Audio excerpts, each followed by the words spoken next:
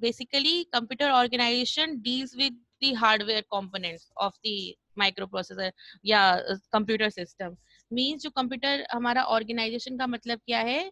It deals with the internal view of the computer. Internal view means what kind of hardware is connected in the computer, how the different components of a computer are connected, for example processor, memory, peripheral devices.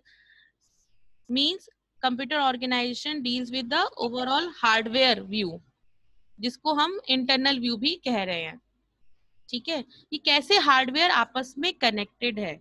That shows the computer organisation. Organisation का मतलब ही समझ रहे हैं आप लोग कि कैसे organise है इनसाइड द कंप्यूटर, जो डिफरेंट उसके हार्डवेयर के कंपोनेंट्स है वो कैसे कनेक्टेड है, कैसे ऑर्गेनाइज्ड है inside the computer system. That is known as computer organisation. ठीक, तो कंप्यूटर ऑर्गेनाइजेशन बेसिकली अगर वर्ड आ रहा है तो हमारा आ रहा है हार्डवेयर की फॉर्म में, कि how the hardware components of that computer system are connected internally of that particular system. कि कैसे उसमें प्रोसेसर कनेक्ट है, कैसे peripheral devices connected, memory connected है, डिफरेंट बसेस हैं. तो ये हमारा होता है ऑर्गेनाइजेशन, कि कैसे ऑर्गेनाइज्ड है. Next term is computer architecture. So computer architecture basically deals with the external view of the computer. So what is the external view?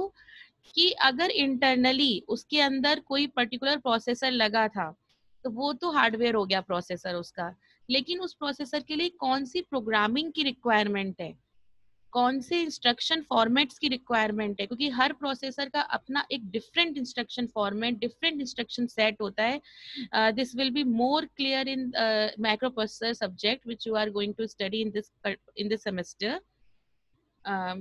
HOD ma'am आप लोग को पढ़ाएंगे वो सब्जेक्ट माइक्रो प्रोसेसर. तो वहाँ पे आप पढ़ोगे डिफरेंट माइक्रो प्रोसेसर पढ़ोगे, 8085 पढ़ोगे, उसका एक अलग इंटरनल आर्किटेक्चर और अलग उसका इंस्ट्रक्शन फॉर्मेट और इंस्ट्रक्शन सेट होगा.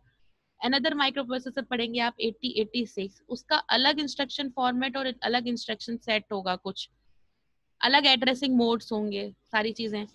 तो वो जो हमारा आ रहा है एक्सटर्नल व्यू प्रोग्रामर एंड पे, यूजर के एंड पे, कि user should no which processor is used in this particular system. तो as per that processor only user हमारा प्रोग्रामिंग लैंग्वेज कौन सी यूज करे उसको पता होगा. ठीक है, प्रोग्रामिंग लैंग्वेज कौन सी यूज करे, या डिफरेंट उसका हर एक का जो मैंने बताया जैसे addressing modes, instruction set for different processors वो डिफरेंट होते हैं. तो यूजर को पता होना चाहिए कि जो मैंने कंप्यूटर उठाया है, जो सिस्टम लिया है, उसमें क्या ऑर्गेनाइजेशन था, मतलब उसमें कौन सा प्रोसेसर यूज हुआ था, तो उस वाले प्रोसेसर की ही ये सारी चीजें हम यूज करें. तो ये एक बेसिकली क्या है हमारा, ये this is the external view which is available to the user. User should know कि हमारा जो ओवरऑल स्ट्रक्चर है और बिहेवियर है वो उसका स्टडी प्रॉपर. अगर हेज आपकी स्टैंडर्ड बुक है फॉर दिस सब्जेक्ट, हेज बुक आपकी टेक्स्ट बुक है as per the university syllabus, और पूरा सिलेबस हेज बुक से ही बना है. तो एज पर दैट बुक जो डेफिनेशन है कंप्यूटर आर्किटेक्चर की is it is the study of the structure, behaviour and design of computers.